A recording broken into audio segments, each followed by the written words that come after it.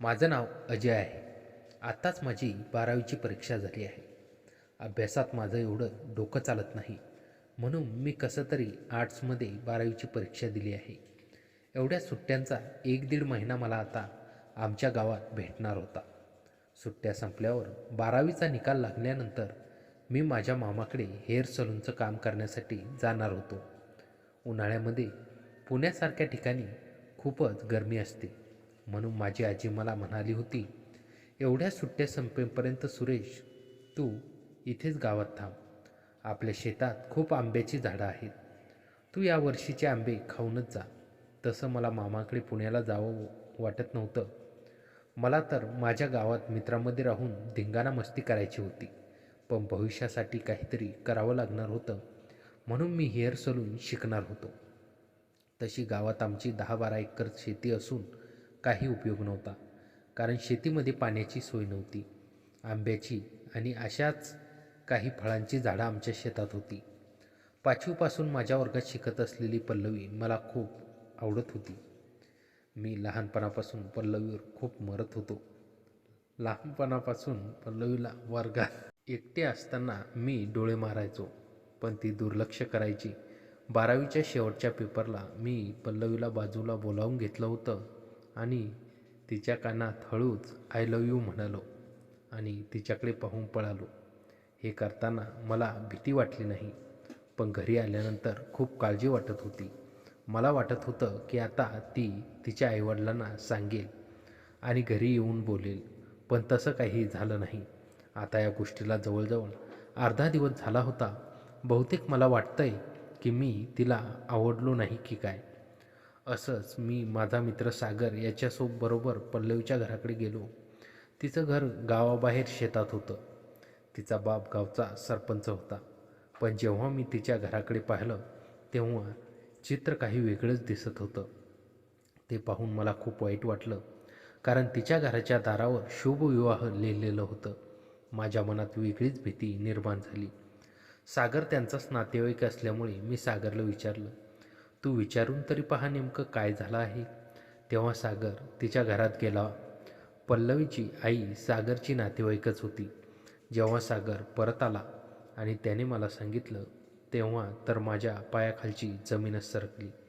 कारण सागर म्हणाला की आत्ताच 3 दिवसांपूर्वी तिचं लग्न झालं आहे. मला तर 15 दिवस काहीच सुचेना. मी सुट्टीमध्ये खूप मजा करणार होतो, पण तिच्या आठवणीने मला आनंदी होऊ दिलं नाही. त्यानंतर काही दिवसांनी गावातल्या एका लग्नात मला ती दिसली. तेव्हा मी तिला खुणेने बाजूला बोलावलं. ती म्हणाली, बोल अजय. तेव्हा मी म्हणालो, तू लग्न केलंस? तेव्हा ती म्हणाली, तू लव यू म्हणून पळून गेलास, पण तुझ्या आठवणीने कित्येक दिवस मी वेडी झाली होते. तू भेटायला येशील असं मला वाटत होतं. किती वाट पाहिली मी तुझी. त्यानंतर माझ्या घरच्यांनी माझं लग्न जमवलं. तुझी वाट पाहून मी कंटाळून गेले होते. अजय, अक्षरशः लग्नाची शेवटची अक्षता पडेपर्यंत मी तुझी वाट पाहिली. तिच्या डोळ्यातून पाणी जमिनीवर पडत होते. मलाही खूप वाईट वाटलं आणि असं बोलून ती माझ्यापासून दूर निघून गेली.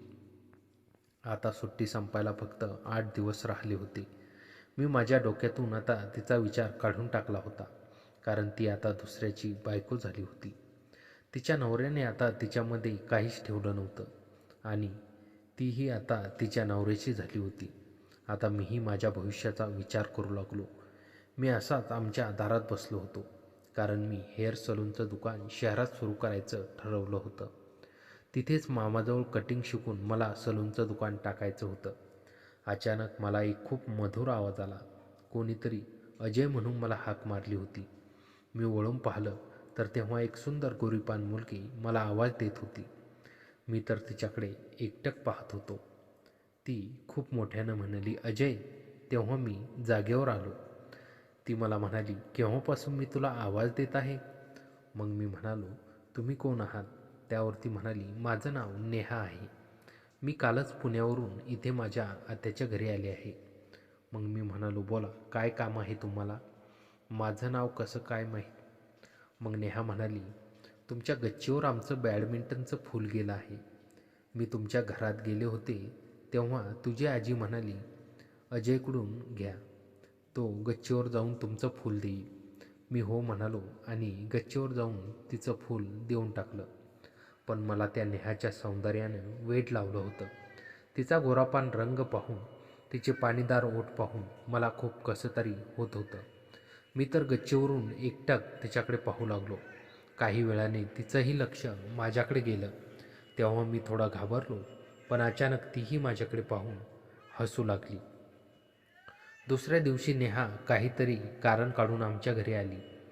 माझ्या आजीबरोबर आणि आईबरोबर गप्पा करू लागली.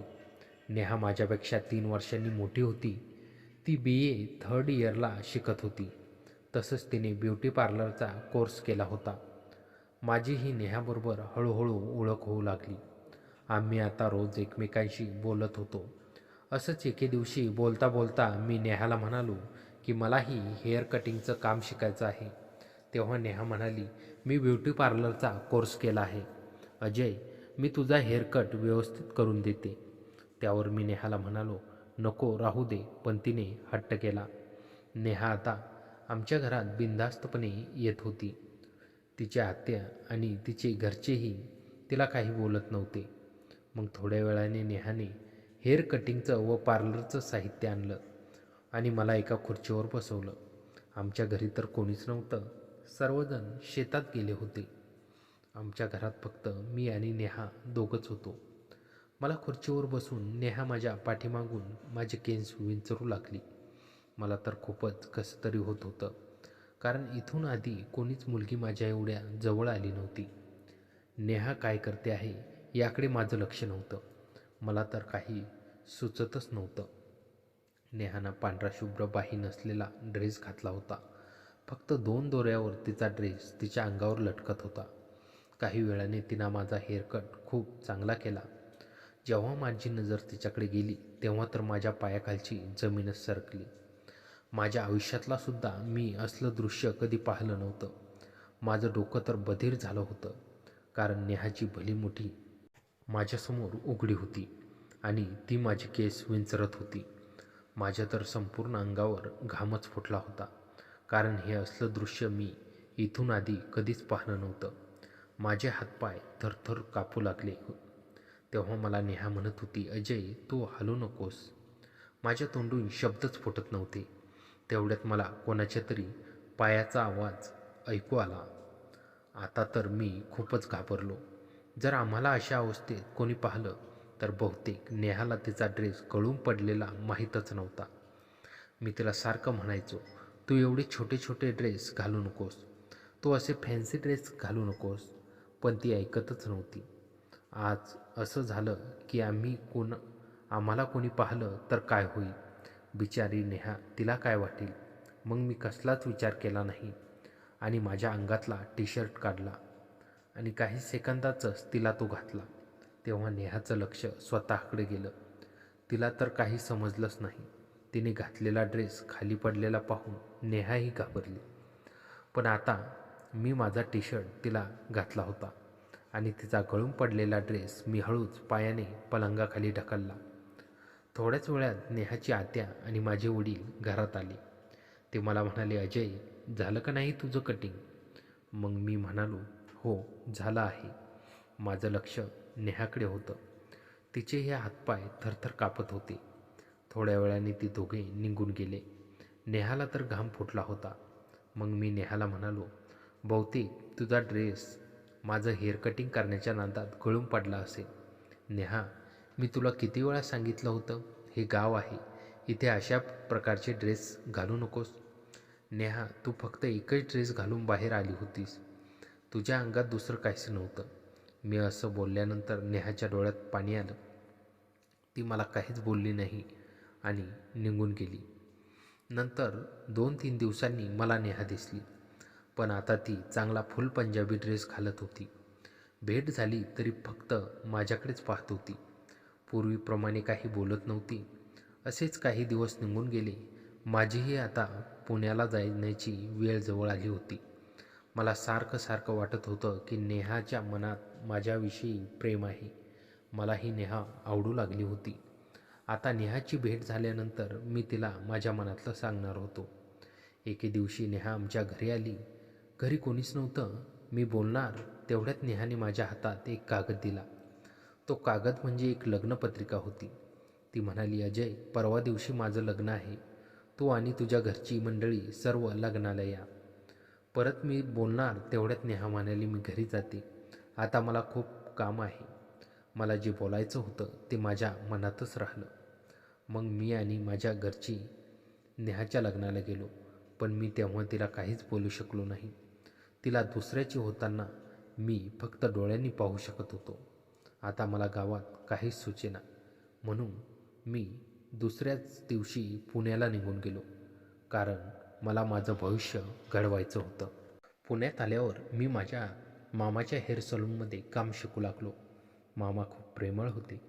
हळूहळू मी कटिंग, शेविंग, स्टायलिश यात पारंगत होऊ लागलो. पण मन मात्र कोरडं पडलं होतं.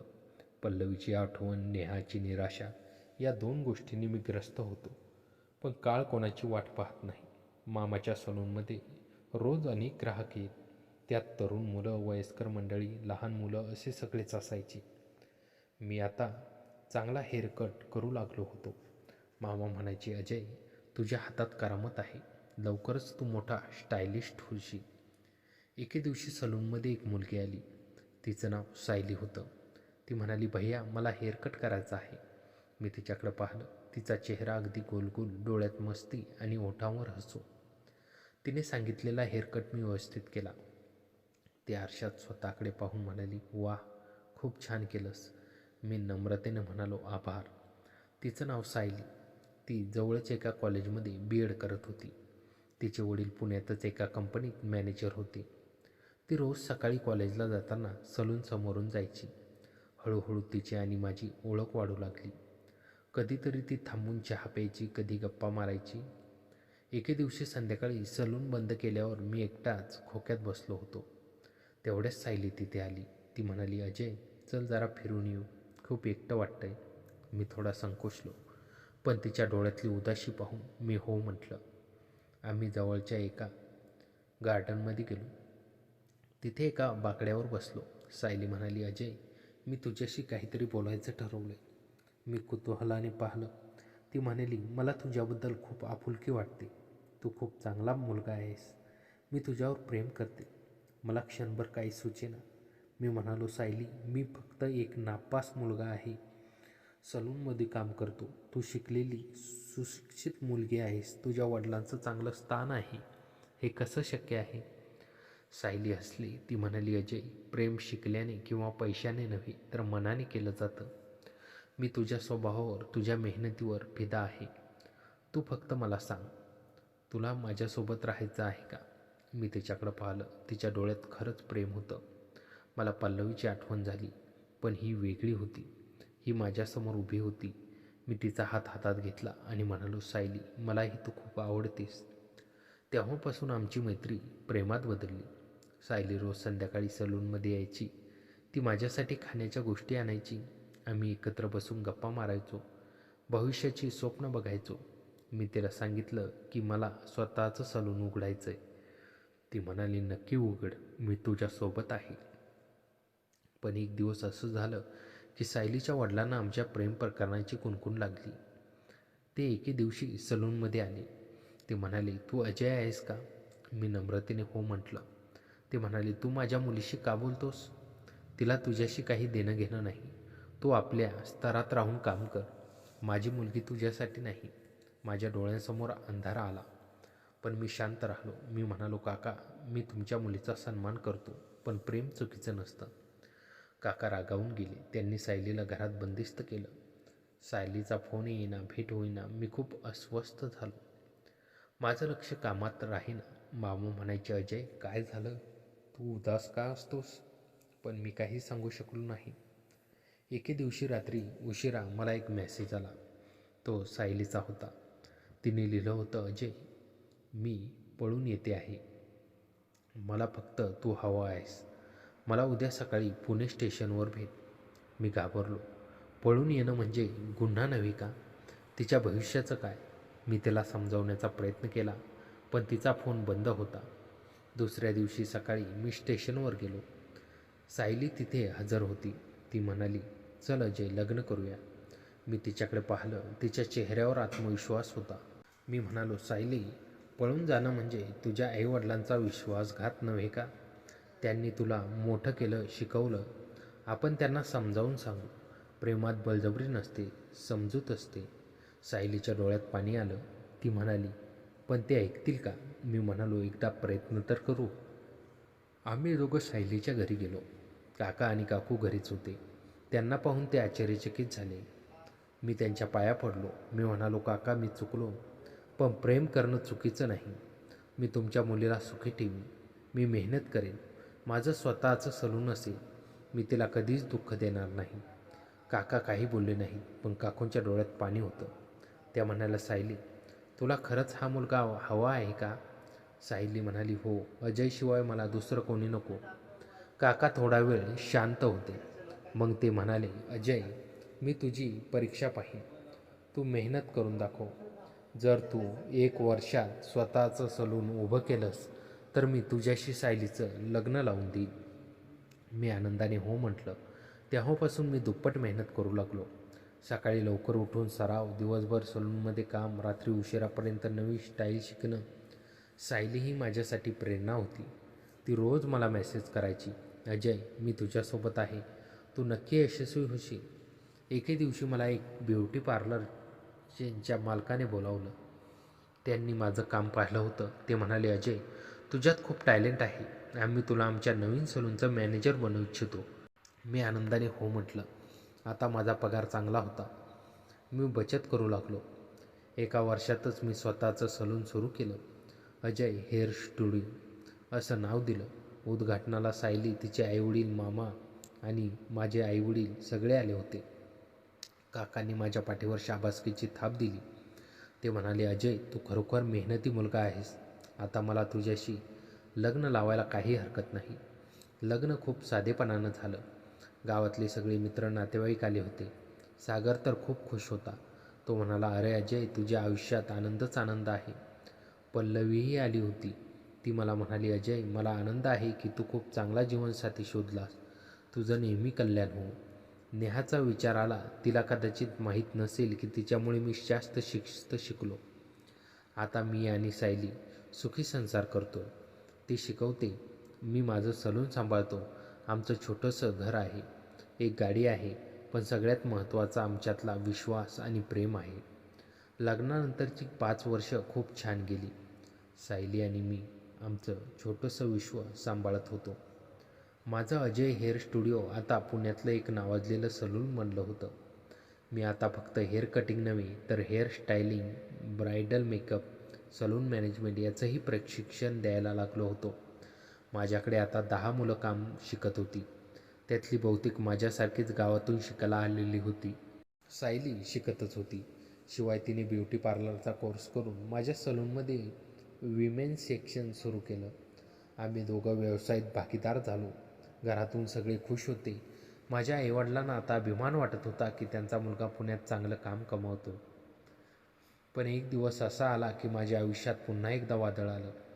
सायलीची एक मैत्रीण होती, श्रावणी. ती सायलीच्या कॉलेजमध्येच शिकत होती. तिचं लग्न झालं होतं, पण काही कारणाने तिचा घटस्फोट झाला. ती एकटीच पुण्यात राहत होती. सायली तिला मदत करायची. ती वारंवार आमच्या घरी यायची. हळूहळू ती आमच्या कुटुंबाचा भाग झाली. श्रावणी खूप हुशार होती. तिला ब्युटी पार्लरचा खूप अनुभव होता. सायलीच्या सांगण्यावरून तिने आमच्या सलूनमध्ये काम करायला सुरुवात केली. तिच्या कामाची सगळीकडे वाहवा होऊ लागली. पण समस्या अशी होती की ती माझ्याकडे खास नजरेने बघायची. मी सुरुवातीला दुर्लक्ष केलं, पण हळूहळू तिचं वागणं चिंताजनक झालं. एके दिवशी सायली काही कामानिमित्त बाहेरगावी गेली होती. संध्याकाळी सलून बंद केल्यावर मी एकटाच ऑफिसमध्ये बसलो होतो. तेवढ्याच श्रावणी आली. तिने ड्रेस असा घातला होता की नेहाची आठवण झाली. ती माझ्याजवळ येऊन बसली आणि म्हणाली, अजय, मला तुझ्याशी काहीतरी बोलायचं आहे. मी सावध झालो. मी म्हणालो, बोल श्रावणी, काय काम आहे? ती माझ्या हातावर हात ठेवून म्हणाली, अजय, मी तुझ्यावर प्रेम करते. सायलीना न सांगता आपण दोघं. मी तिला तिथेच थांबवलो. मी म्हणालो, श्रावणी, कृपया असलं काही बोलू नकोस. सायली माझी पत्नी आहे. तू तिची मैत्रीण आहेस. तू माझ्या बहिणीसारखी आहेस. श्रावणीच्या डोळ्यात पाणी आलं. ती म्हणाली, पण मला तुझ्याशिवाय कोणी नको. मी उठलो. तिला स्पष्टपणे सांगितलं, श्रावणी, प्रेम म्हणजे एकमेकावर विश्वास असतो. माझा विश्वास सायलीवर आहे. तू जर हे बोलणं चालू ठेवलंस तर मला सायलीला सगळं सांगावं लागेल. शिवाय तुला सलूनमधून काढवावं लागेल. श्रावणी निघून गेली. मी त्या रात्रभर अस्वस्थ होतो. सायलीला काही सांगावं का, पण तिचं श्रावणीवर खूप प्रेम होतं. मी ठरवलं की हे प्रकरण मी स्वतः हाताळेन. पण नियतीला काही वेगळंच मान्य होतं. श्रावणीने दुसऱ्या दिवशी सायलीला सगळं सांगितलं, पण तिने वेगळ्याच पद्धतीने सांगितलं. ती सायलीला म्हणाली, सायली, तुझा नवरा मला त्रास देतो. तो माझ्याकडे वेड्यासारखं बघतो. हे ऐकून सायली सुन्न झाली. तिला विश्वासच बसेना. संध्याकाळी सायली घरी आली तेव्हा तिचा चेहरा पाहून मीच घाबरलो. तिने मला विचारलं, अजय, खरंच तू श्रावणीला त्रास दिलास? मी सुन्न झालो. मी म्हणालो, सायली, मी असं कधीच करू शकत नाही. तुझा माझ्यावर विश्वास नाही का? पण सायलीच्या मनात शंकेचं बीज पेरलं गेलं होतं. त्यानंतर काही दिवस खूप कठीण गेले. सायली माझ्याशी कमी बोलू लागली. मी खूप अस्वस्थ होतो. एकीकडे व्यवसाय, दुसरीकडे वैयक्तिक जीवनातलं वादळ. मी मामाकडे गेलो. त्यांना सगळं सांगितलं. ते म्हणाला, अजय, काळजी करू नका. तो म्हणाला, अजय, काय रे, गावात येतोस का? इथे तुझी आठवण काढली जाते. मी त्याला सगळं सांगितलं. तो म्हणाला, अरे, सत्य लपत नाही. एक दिवस सगळं उघडं होईल. तू धीर सोडू नकोस.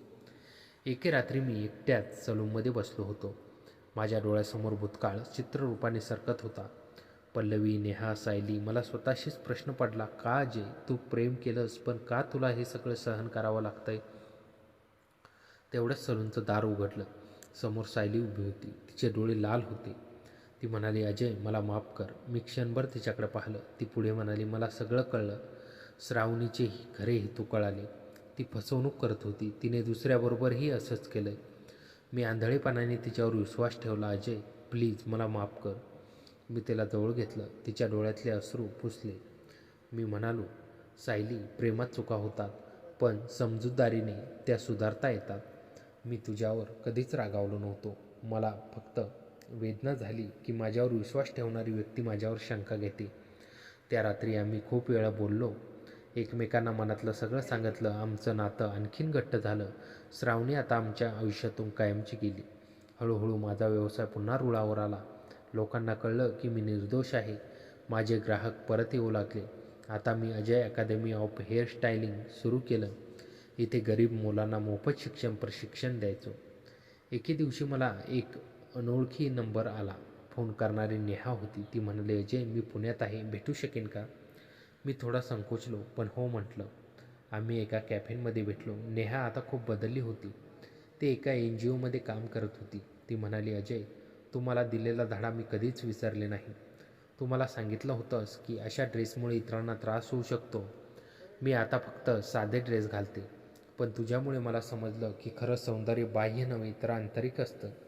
मला तिचं ऐकून खूप बरं वाटलं. नेहा पुढे म्हणाली, माझं लग्न झालं, पण ते फार दिवस टिकलं नाही. आता मी एकटीच आहे, पण मी खुश आहे. मला माझं काम आवडतं. मी तिला माझ्या अकॅडमीबद्दल सांगितलं. तिला खूप आवडलं. ती म्हणाली, अजय, मला तुझ्या अकॅडमीत शिकवायचं आहे. ब्युटी पार्लरचं प्रशिक्षण देता येईल. मी लगेच हो म्हटलं. नेहा आता आमच्या अकॅडमीत प्रशिक्षक आहे. सायली आणि नेहाची चांगली मैत्री झाली आहे. दोघे एकत्र येऊन महिलांसाठी खास वर्ग घेतात. आता मी, सायली, नेहा आमची टीम मिळून अनेक गरीब मुलांना प्रशिक्षण देतो. त्यांना रोजगार मिळवून देतो. माझं स्वप्न आहे की दरवर्षी 100 मुलांना प्रशिक्षण देऊन त्यांना स्वावलंबी बनवायचं. तर मित्रांनो, कथा कशी वाटली कमेंटमध्ये नक्की कळवा आणि चॅनलवर नवीन असाल तर आत्ता सबस्क्राईब करा.